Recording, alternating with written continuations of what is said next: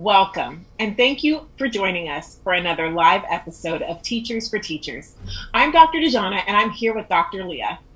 Hello, Dr. Dejana. So good to see you again. And we have an incredible guest today. His name is Raymond Ealy, and he started an organization called STEAM Coders. And they work to deliver programming, STEAM and coding programming to underserved communities of color.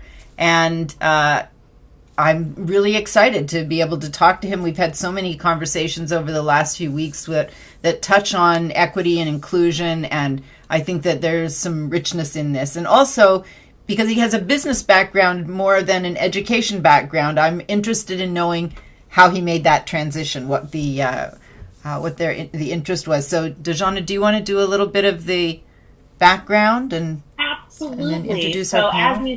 as you said before, STEAM Coders, amazing. This amazing program whose mission is to bring STEAM, science, technology, engineering, art, and math to disadvantaged and underrepresented middle and high school students of color. So specifically serving communities of color, which is great. Raymond is also a board member of LA's Best After School program and the home of the Symposium, a past board member of the Pasadena Community Foundation.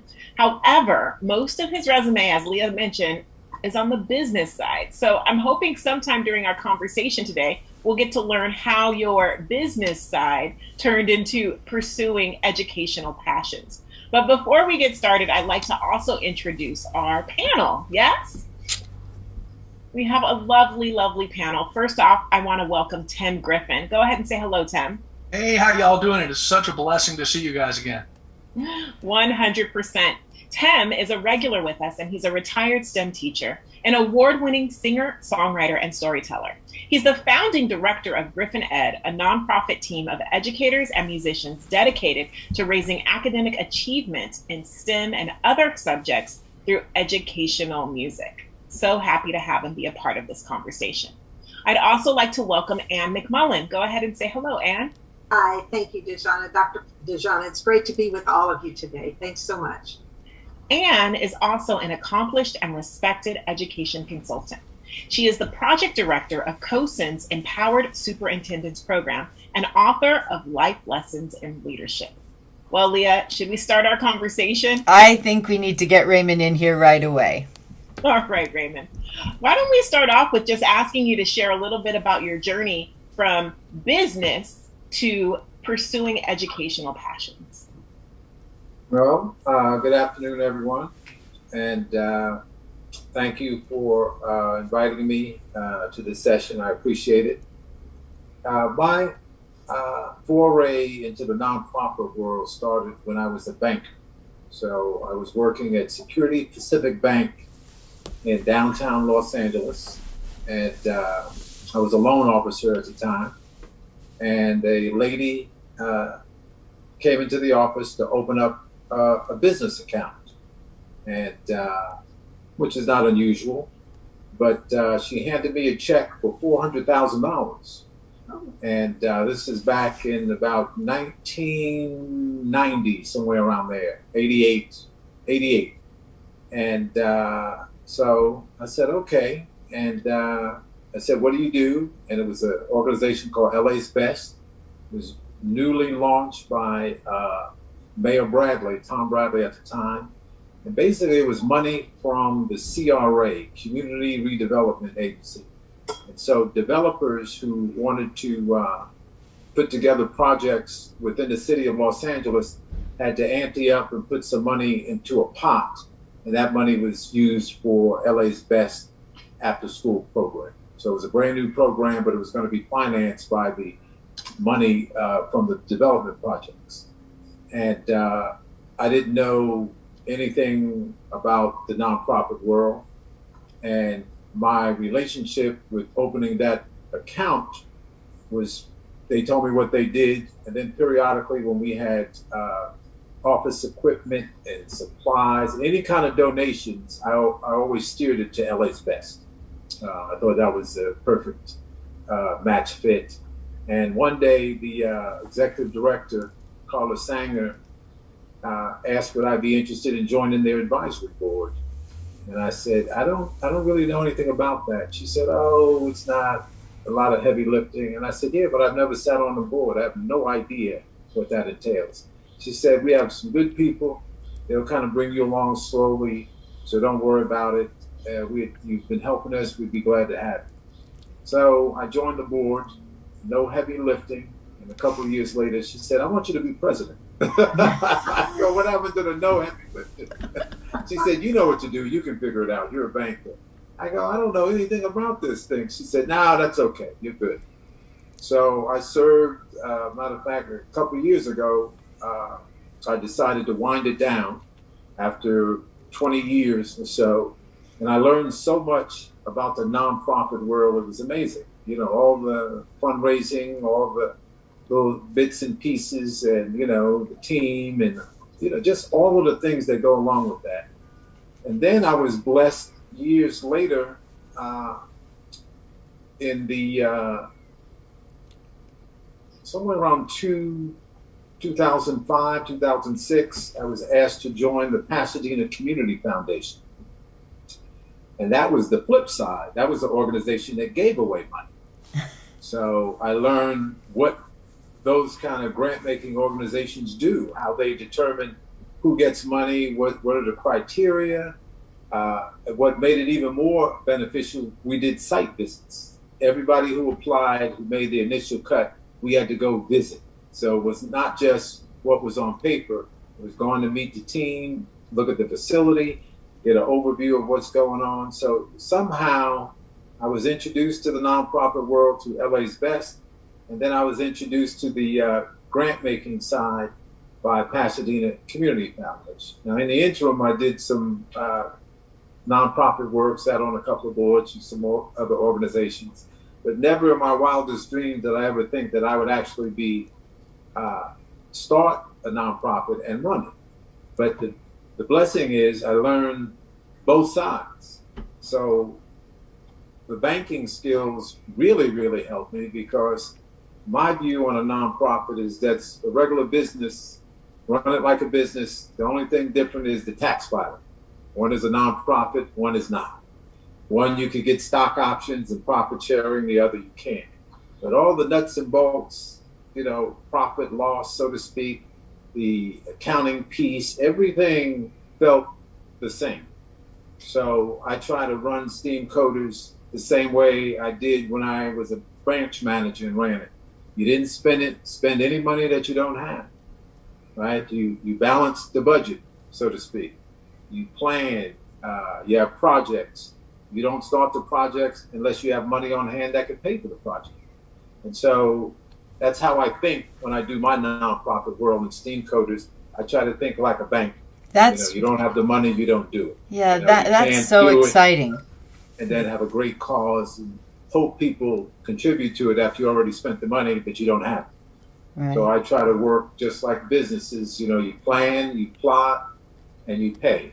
And that's really encouraging given this last year and how many nonprofits have kind of fallen by the wayside because they're not used to that kind of thinking. No. But it's, I'm sure, been very helpful. Do you engage the students or the kids that you work with in any of the operational side of the nonprofit?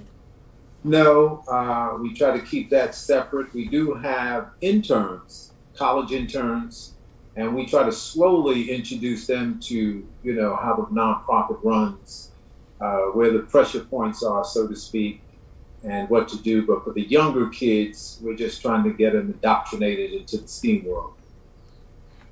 Raymond, I'd be interested in knowing the genesis of Steam Coders. How did that come about? How did, again, making the transition from what's your... It was accidental. I started a mentor program in Pasadena called the LAMP program. It's Leadership, Achievement, Management, Professionalism. Mm-hmm. It was the outgrowth of a fraternity.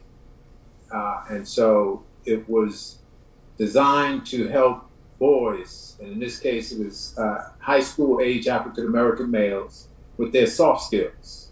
They didn't have good soft skills. So, and we had talked to some people in the Pasadena Unified School District, and they said, yes, we would appreciate some support in that area. So myself, along with a couple other guys, said, okay, we could do that. So it was once a month for 10 months. And then in June of each year, we would have a luncheon and we would give away scholarships to the seniors. So they would have to be qualified. They would have to attend 80% of the classes once a month for 10 months. And we would do different things. We would take them to City Hall and let them see how government ran. We would go to another facility and bring in someone from J.P. Morgan or Merrill Lynch and teach them about investments. Let them talk. We'd have lawyers come in, doctors. We took them to Nordstrom, would have a Dress for Success session. So they would learn that the style you wore Friday night to go to the party was maybe not the one you wanted to do for the interview on Monday. And we had a lot of young men who came out of single family households, didn't know how to tie a tie. So a lot of things like that. So everything was moving along. That started in '09, still going strong. Matter of fact, this past year, we gave out the most scholarship money we ever had during the pandemic, $65,000 in scholarships during the pandemic this past year. So parents would come back and say, we have daughters. We love this program. Do you have anything for daughters? And we said, well, we work with guys, so no, we don't. So we would find some other organizations, the Deltas, the AKAs, so Black sororities, the Links, and say they have programs similar, so that's the way to go. Then they came back and said, we have daughters. I mean, we have sons who are not in high school. What do you have? We did not have any. So we asked around to educators, some consultants, politicians, community people. And they said, you should have a STEM program. And of course we said, what is that exactly? And they said what it was. And I said, that's a great idea. I said, so let's do that. So the problem was we wanted to do coding, but we did not have a computer lab. So I had a good friend who ran the, they call it, can't put the official word, but it was the Art Center at night or weekend, and it was at the Raymond Avenue campus, the lower campus. And I went to her and I said, Dana, I need a lab, computer lab. She said, why? I told her about the STEM thing. We called it STEM coders, by the way. And she said, wow, I like that idea. She said, I have one question. I said, what is that? She said, where's the art? I said, I have no idea. Where? She said, STEAM. I said, everybody calls it STEM. She said, everybody's wrong. So she said, she laid out the importance of art. And she said, I'll make a deal with you. If you add the A and make it STEAM coders, I'll let you use our computer labs. Wow. I said, you have a deal. So I went back to the team and said, guess what? We have access to a lab at the Art Center. I said, STEAM coders is officially in business. They all looked at me and say, I thought it was STEM coders. I said, that's a long story. Don't worry about the details. Okay, we got a lab and we're going to go. And that was in 2014. And we've been rolling ever since. That's one of the things that I really admire about you, Raymond. First of all, you roll with what's needed, but also the STEAM in the same year, that's when Two Bit Circus put on their first STEAM carnival. I was running Trash for Teaching, and I had been to Sacramento, and my plea there was to go from STEM to STEAM, and we talked about the importance of the arts there. And it's also one of the things that brought Dr. DeJana and I together was the idea that art's an important part of all of the STEM disciplines, and it's an important discipline on its own. And when I learned of your organization, and then I went online and looked it up, and it was really interesting because Mr. Bushnell, was there, and I remember I used to work. I grew up in New York, and I worked for Toys R Us, and Teddy Ruxpin was a hot toy. And Nolan Bushnell was the defender. So when I saw the name, I said, can it be related to this? But the thing that really got me was when I went to visit your facility. down there, and it was in a different part of Los Angeles, and I'm going around and I'm looking for it. And then I get in and I went, excuse my rumba French, but I said, what the hell is this? There was stuff going on all over the place. It sounded like explosions going on in the back. And I go, this is fun. And my first thought was, this is what kids like. They like experimentation. They like sound. They like explosions. They like everything that schools don't want to do because it doesn't fit perfectly in the box. This had all the things kids like. And I was hooked ever since.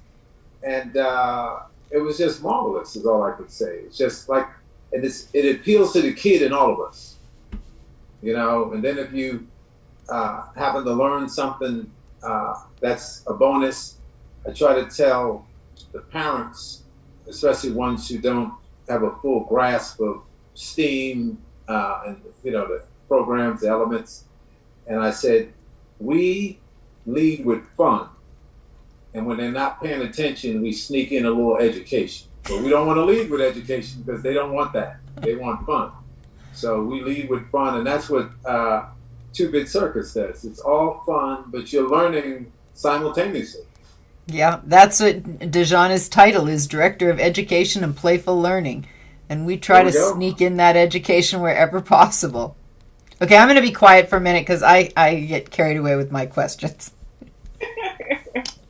That's so true that we're all about fun. And I just noticed I'm looking at the background of your Zoom call right there, and I see the words opportunity, imagination, and innovation. And I wonder if you could speak a little bit, because those have meaning to me. But for our viewers, I'd love for you to share a little bit more about that. Boom, opportunity, imagination, and innovation that STEAM Coders provides for young people. So we, you know, our focus is trying to bring the STEAM concepts to students who may not have those opportunities at home, in their community, or at their school. So we work with a lot of Title I schools, and we also work with organizations located in communities served by Title I schools. So most of these kids come out of households where nobody works in any of the STEAM fields. And so they don't really have a good feel for it. They go to schools that we haul in laptops and Chromebooks to some schools because they don't have computer labs. So everything is foreign to the students. So that's the opportunity part. You know, you can't do anything if you don't have the tools. Even now during the pandemic, we ran a campaign, Bridging the Digital Divide, trying to find those kids and those nonprofits that did not have laptops, did not have Chromebooks, did not have internet access, did not have hotspots. You can't even get started if you don't have the tools. So that's the opportunity. The imagination lies with the kids.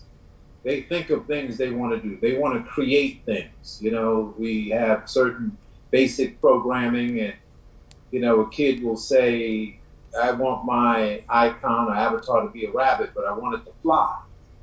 And we don't say rabbits don't fly. We'll say, okay, let's see if we can figure this out. And that kid wants to make that rabbit fly. So we have to give them that tool. That's their imagination. Now we have to bring it to life.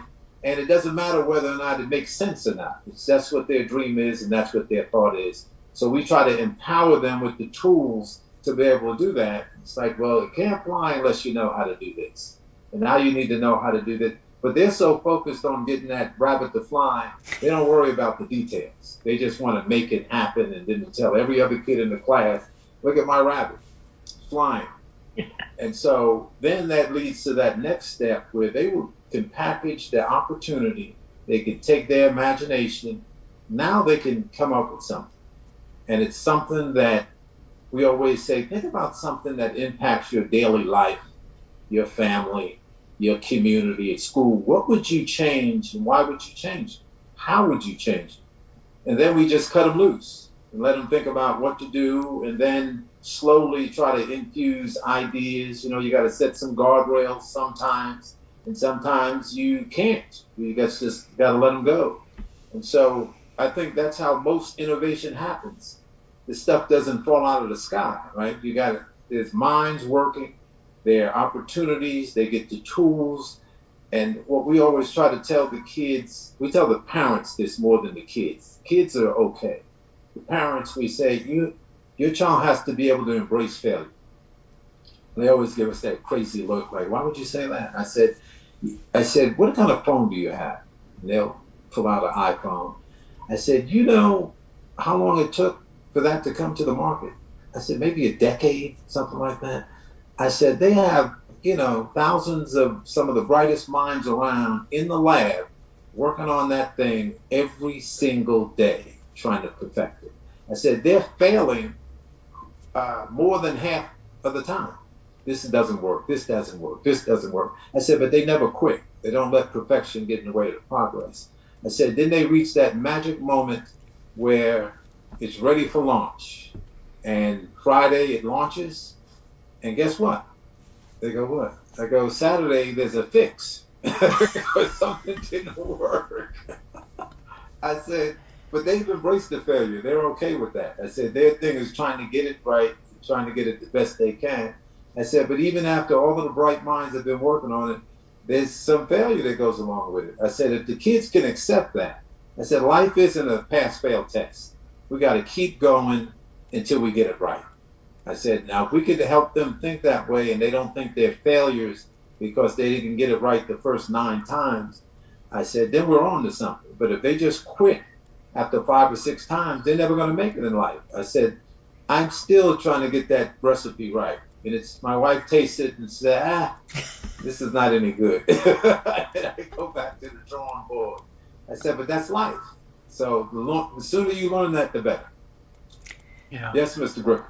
I just want to say that I think that is something that we cannot emphasize enough in education, is the importance of learning how to fail and how to learn from it and how to carry mistakes on into the next project. Because the way we run education, if I could change one little thing about just the paradigm of the way schools are run, is to remove all those incentives that stigmatize failure.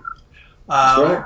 I love it when I hear teachers changing the way they handle their grades. For 3rd grade, which I taught for a bunch of years, I don't care how many times you fail to master the 6s on the times tables. What I care about is that you learn it. So I'm not gonna count how many times you didn't get it right. I'm gonna keep. You're gonna keep doing it until you learn it. If you need to practice more, you do it. And this is also, I think, one of the biggest hurdles to clear when we're bringing engineering into the classroom. Because with engineering, any technology-related project, failure is going to be a huge part of the learning process. And teachers have to be comfortable with that.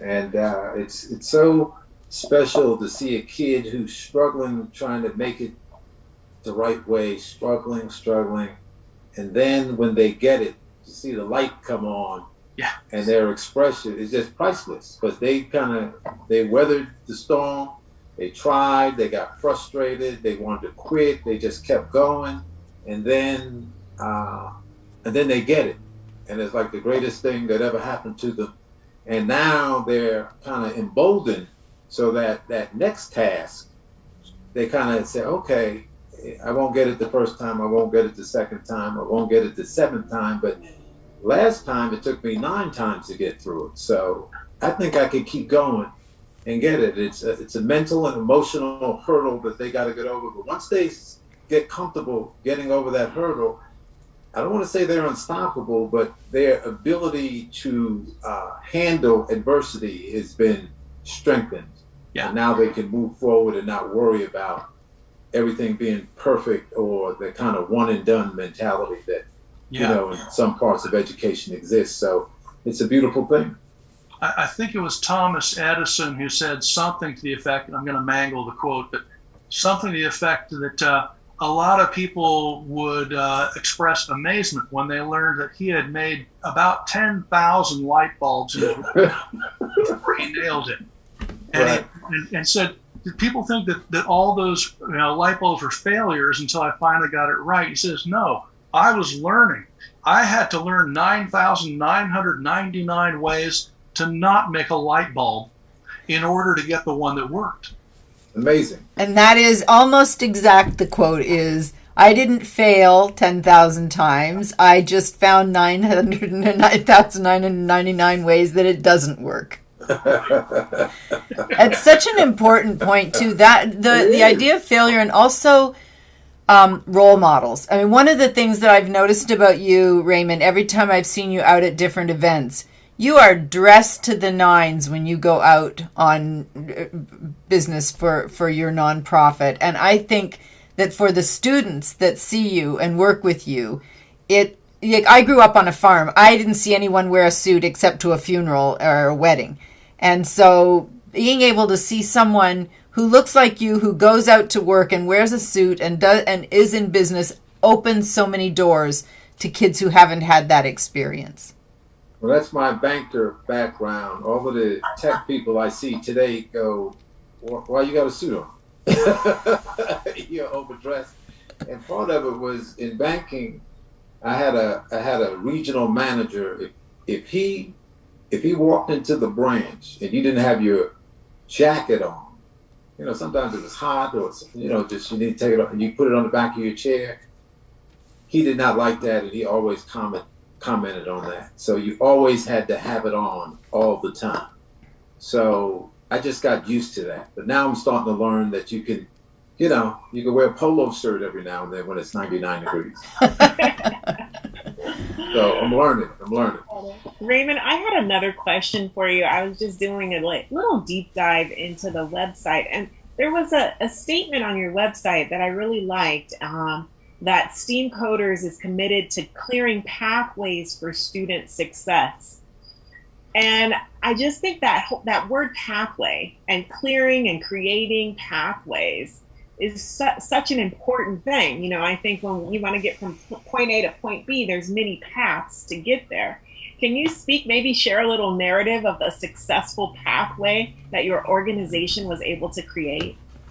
Well, one of the things the pandemic has done has curtailed some of our activities that I put a lot of faith in, and probably somewhere in the ballpark of 85% of the kids we serve, nobody has ever attended college, ever.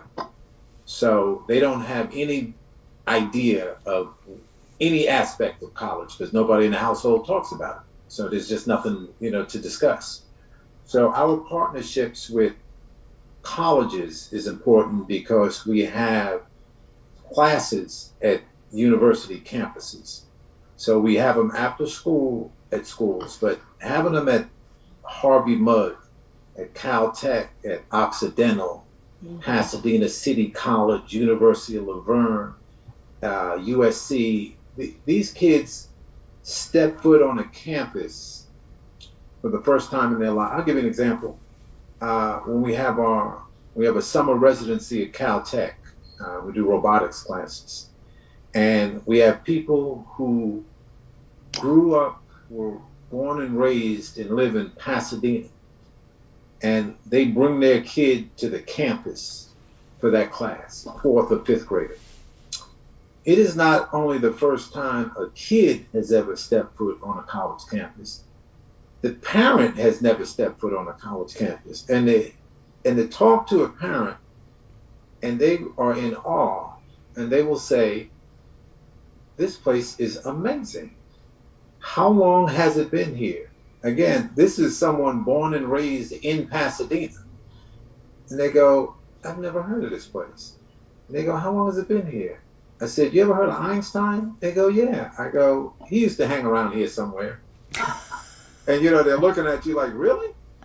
And another case, we go to Harvey Mudd in the summer. And Harvey Mudd doesn't have summer school. The kids do internships or research. So there's no summer school. Campus is almost empty except for us. And so we always take them on a mini walking tour just so they could see things, to get an idea of, what college is like, because they have no concept. And we'll pass a building and the kid will say, what What's that? We said, that's a dorm.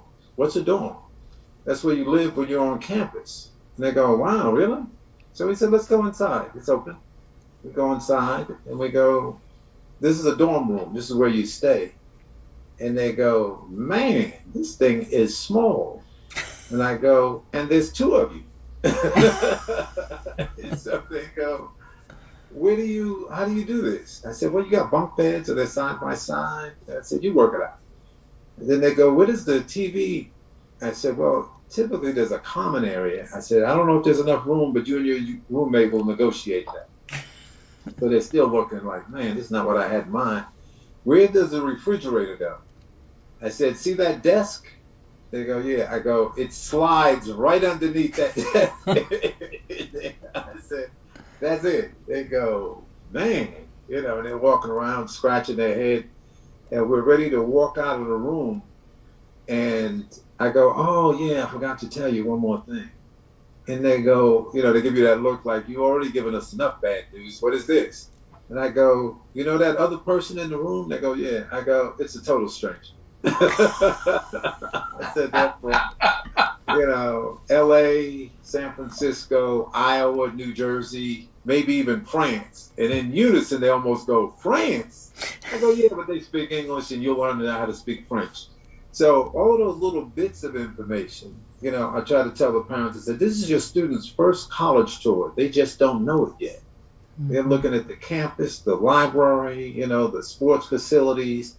They all do that. And recently we got a video from a young lady who took our class, who had no computer science, nothing, who goes to Tulane University. And she went her first year and was trying to figure out a major, couldn't, nothing clicked. And then her second year, she said, maybe I'll try computer science, but it was halfway through the year.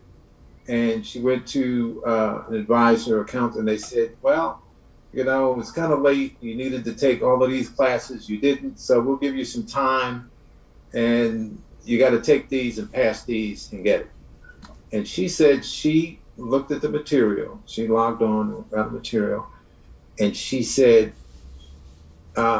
she was so excited.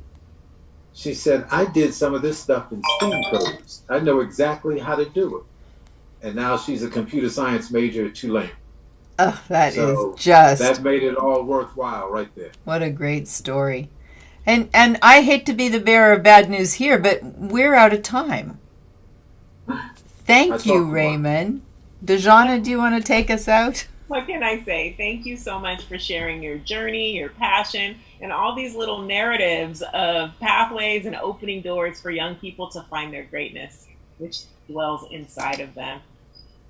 Thank you again to Raymond and our panel. Thank you, Anne. Thank you, Tim. I'm Dr. Dejana here with Dr. Leah, and we hope you join us next week for another episode of Teachers for Teachers. Thank you, everybody. I really appreciate it. And be safe out there.